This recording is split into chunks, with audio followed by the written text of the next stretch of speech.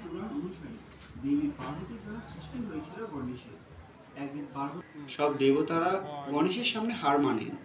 একসময় শিব অত্যন্ত ক্রুদ্ধ হয়ে তার ত্রিশূল দিয়ে গণেশের মস্তক কেটে ফেলেন। এই ঘটনা দেখে পার্বতী অত্যন্ত রেগে যান। তার ক্রোধে সমগ্র সংসারে ত্রাহি ত্রাহি রব ওঠে। তখন তাকে শান্ত করতে ভগবান শিব এক বিশেষ উপায় বের করেন। গণেশুর নামক এক হাতির মাধ্যম শনিদেব তাকে না দেখে চলে যান।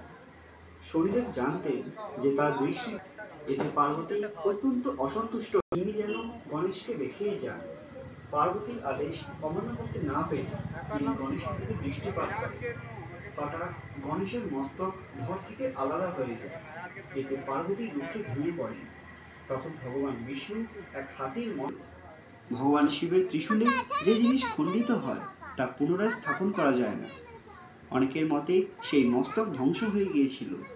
তবে শোনা যায় যে গণেশের সেই আগের মস্তক এখন পৃথিবীতেই আছে।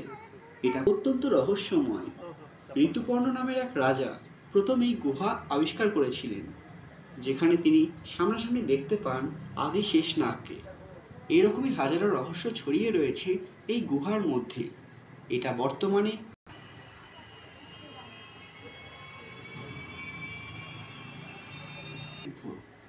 আমরা প্রায় সকলেই জানি যে গণেশজির মস্তক কেটে ফেলেছিলেন ভগবান শিব এবং পরে